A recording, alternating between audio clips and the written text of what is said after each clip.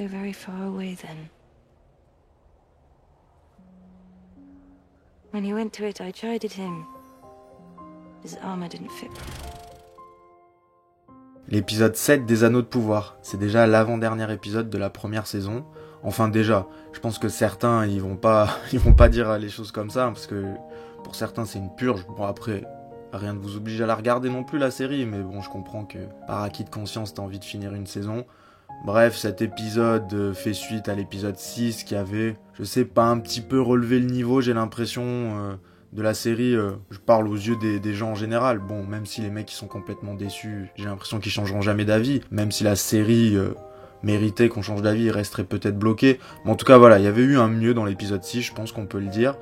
Et moi, je craignais un peu que cet épisode 7 retombe. Alors forcément, oui, il retombe un peu en termes d'action, mais c'est pas pour autant qu'il est ennuyant. Je trouve qu'il y a un bon rythme, etc. On découvre bien plusieurs choses, on suit bien les histoires.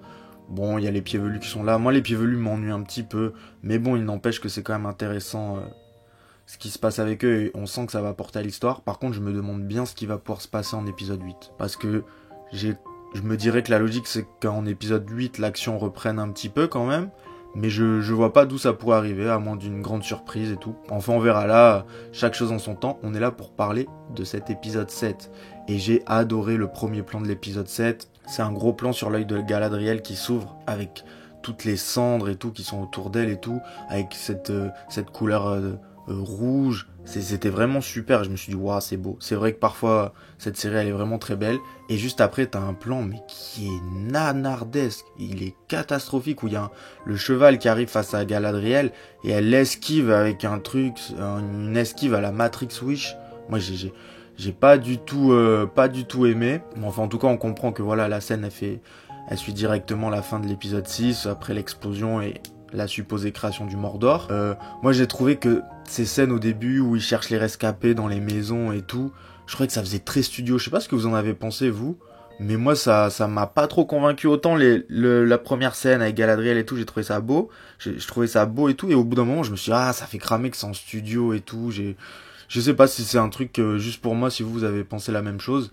Et puis après, ils nous font un petit truc où Isildur est en danger. Déjà, bon, il y a un de ses meilleurs potes qui est mort. Et après, voilà, en essayant de sauver des gens, il y a une charpente qui lui tombe dessus. Et moi, je pensais que vraiment, le suspense, ils allaient le faire durer 2 secondes. Mais en fait, non, ça dure tout l'épisode. On va le voir après, son père, et voilà, il le vit mal, forcément, son fils est mort. Mais je trouve que c'est nul d'essayer de nous faire croire qu'Isildur est mort. On sait bien qu'il est pas mort. Ou alors, si ils le font mourir dans la série, alors là, ouais, là, les scénaristes, vous avez pris un sacré risque, félicitations. Mais je trouve cette intrigue inutile. Ouais, Isildur peut-être est mort, ok, super. J'espère, parce qu'on va voir après son cheval va aller le sauver, j'espère que ça va apporter quelque chose d'intéressant et que on va découvrir des choses super intéressantes en allant sauver Isildur. Pas juste, on le sauve, en fait, il est vivant, c'est cool. Parce que aucun suspense. En plus, y a quand même d'autres choses intéressantes. Là, je commence trop par le négatif. Y a Galadriel qui passe un bon moment de l'épisode avec Théo et elle lui dit le combat est fini. C'est un peu comme si elle se le disait à elle-même. Quand elle le dit, on sent que ça lui fait mal. Et il y a beaucoup de discussions avec Théo. J'ai l'impression que voilà, là on est dans une phase où Galadriel a retrouvé sa sagesse. Vous savez, on alterne Galadriel folle, Galadriel sage. Enfin folle, j'abuse, mais vous voyez ce que je veux dire. Et il y a des conversations intéressantes avec Théo quand même. Ça permet vraiment d'approfondir les personnages, même celui de Théo. Il y a toute une discussion autour du poids des erreurs, etc.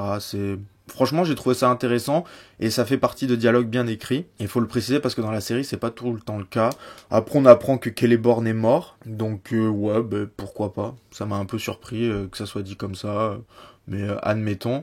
Y a une bonne scène aussi, il y a une bonne scène de suspense. Bon, c'est pas un truc de ouf, mais quand tu le regardes, ça te tient un petit peu en haleine, même si ils ont déjà utilisé ce ressort-là dans d'autres épisodes. Mais quand tu as l'orque qui entend Théo qui veut sortir son épée, cet imbécile, et qui cherche Galadriel et Théo, il est en train d'essayer de les sentir, il les cherche avec sa torche. Je trouve c'est pas mal, c'est une petite scène pas mal, ils le font bien. Ils le font bien ce genre de scène avec les inquiétudes qui montent autour des orques et tout quand les humains se cachent. C'est plutôt pas mal. La pauvre reine, la magnifique reine Myriel, elle est aveugle. Donc voilà, ça donne lieu à une scène assez cool où elle veut garder le secret pour donner courage à ses troupes qui rentrent du champ de bataille, totalement en ruine. Et du coup, elle dit à Elendil de lui tenir son cheval et elle reste droite sur son cheval. Donc apparemment, elle ne voit plus rien, la pauvre.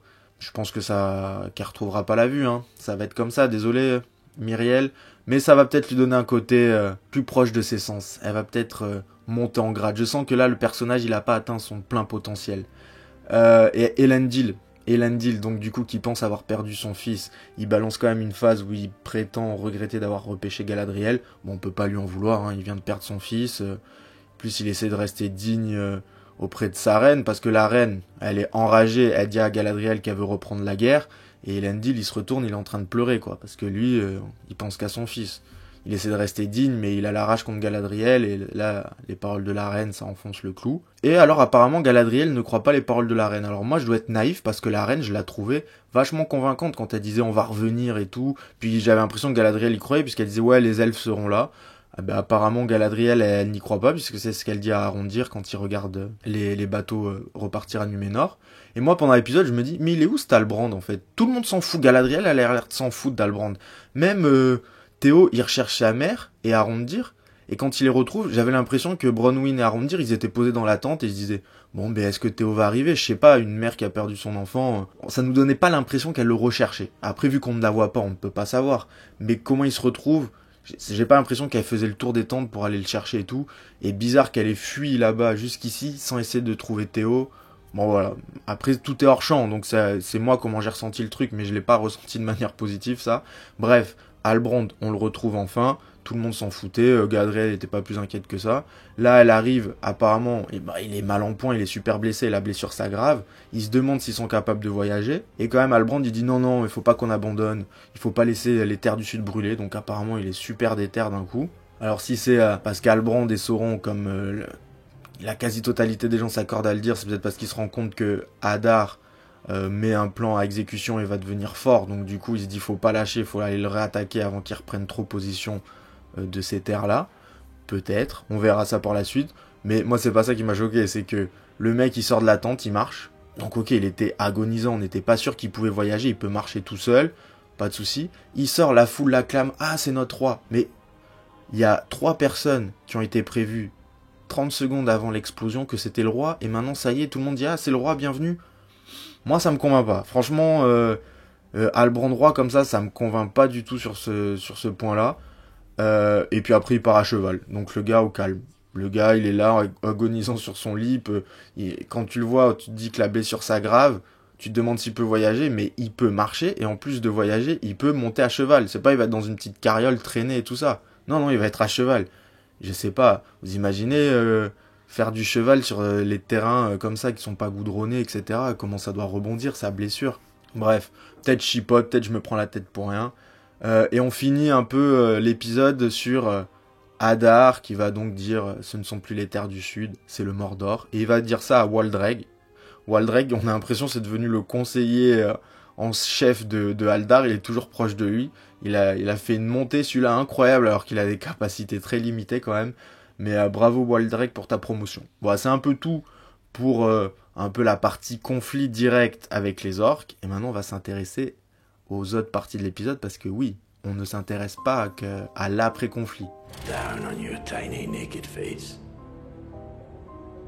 and I saw upon it the great. Et ensuite on passe pour moi à la partie qui est la mieux écrite et que ça fait quelques épisodes que je commence à préférer, c'est tout ce qui concerne les nains et Elrond. J'aime pas spécialement tout ce qui se passe au niveau du royaume des elfes parce que je trouve les elfes un peu fades. Mais Elrond, j'aime bien son jeu en tout cas, même si oui, physiquement, ça fait un peu léger comme elfe. Mais bon, je m'y habitue au fil des épisodes. Mais l'acteur, il joue super bien, et il joue super bien avec Durin. Du coup, il y a Durin qui négocie avec son père pour qu'on laisse le Mithril aux elfes pour les sauver. Et en échange, les elfes, ils se foutent pas de leur gueule, hein, parce qu'ils leur proposent plein de trucs sur 5 siècles et tout. Ça rigole pas. Même les autres nains sont chauds pour le truc. Mais le père, le roi Durin, 3 du coup, refuse. Et après ça donne une petite discussion avec lui et son fils qui est très stylée, qui est très bien écrite. Et en plus, le père il refuse. Mais même si toi en tant que spectateur, t'as quand même envie de sauver les elfes, je trouve que ses raisons elles sont justifiées. Franchement, les dialogues étaient bien écrits entre Durin et son père.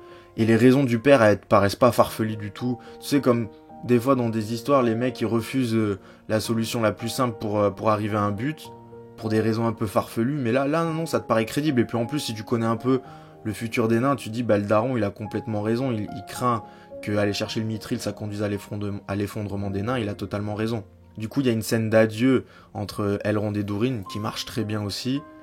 Et au moment où Elrond part, bon, ça c'est un peu grossier. T'as Durin qui jette un bout de mithril à côté de la feuille de l'arbre. Et là, la feuille se régénère. Ok, donc ça va les motiver pour aller creuser. Et pendant qu'ils creusent, là aussi, les scènes Elrond-Durin sont super. C'est ce qui se raconte, ça a un intérêt. Ça fait à la fois naturel. Tu vois, c'est pas les discussions en mode oh mon plan c'est ça, je te révèle tout mon plan en 2 phrases pour faire avancer l'épisode. Non, ça fait avancer l'histoire, ça apporte de la consistance, mais c'est des conversations qui te paraissent crédibles. Et puis, moi j'aime bien, il y a des petites touches d'humour, on ressent leur amitié. Je trouve vraiment les nains, pour l'instant, très bien réussis, et ce qui est le plus proche de ce qu'on a vu dans les films. Mais malheureusement, ils sont en train de creuser, et le roi, du coup, s'en rend compte. Il renvoie Elrond chez lui, il dit aux gardes attrapez-le, dégagez-le. Il le met pas en prison, ce qui est déjà pas mal.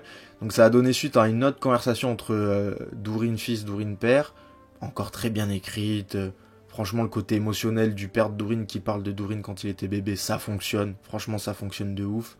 Enfin, en tout cas, selon moi. Mais bon, malheureusement, la conversation s'est finie en embrouille. Et on peut considérer que, voilà, le statut de Durin fils est un peu remis en question par son père, quoi. C'est pas... La relation n'est pas au top. Et du coup, après ça, tu as Disa, la femme de Durin, qui jusqu'à présent, je l'avais trouvé un peu...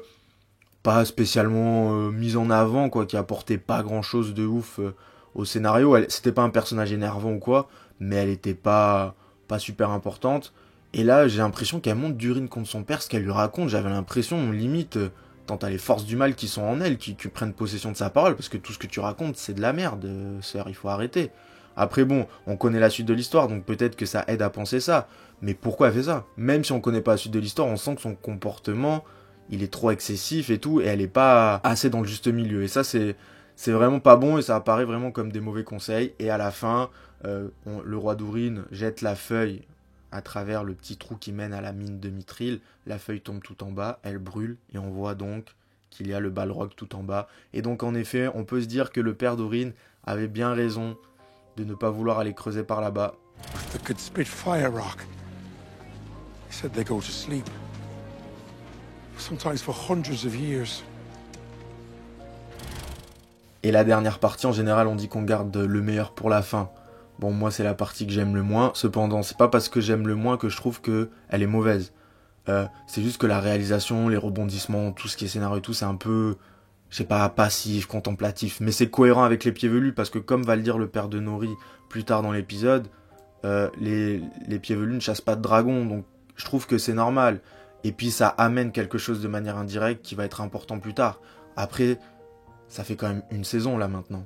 Ça va être important quand au 8e épisode, on va voir les prémices, tu vois, ça fait un peu long. Mais bref, les pieds velus arrivent donc à destination. Cependant, bon, c'est pas comme ils le souhaitaient, les arbres ont brûlé. Donc Sadok, qui sait déjà un peu tout grâce à ses bouquins, raconte que c'est sûrement un mauvais présage d'un mal qui arrive. Bon, tout le monde valide un peu l'étranger. Apparemment, bon, Nori n'a pas l'air de trop lui en vouloir par rapport à ce qui s'est passé. Elle est peut-être un peu méfiante, mais elle lui en veut pas forcément. Du coup, tout le monde requiert l'aide de l'étranger.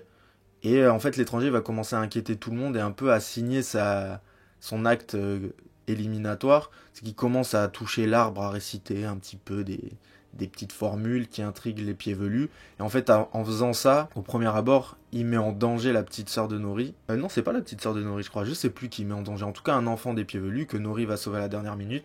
Parce que l'arbre se met à trembler et il y a une branche assez importante qui tombe.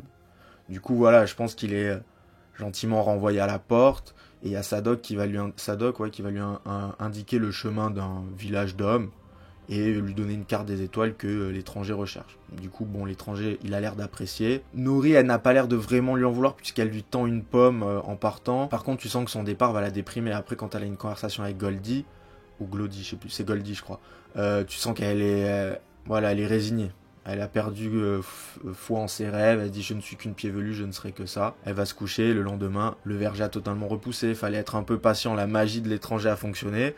Donc tout le monde l'a dit, ah l'étranger est incroyable. Donc ils font leur petite récolte, tout a l'air de s'apaiser pour les pieds velus. Vous voyez, c'est un peu mou quoi, je trouve, comparé au reste. Mais comme j'ai dit, ça veut pas dire que c'est mauvais. Mais donc, et là, il y a ces trois fameux, comment dire, sans...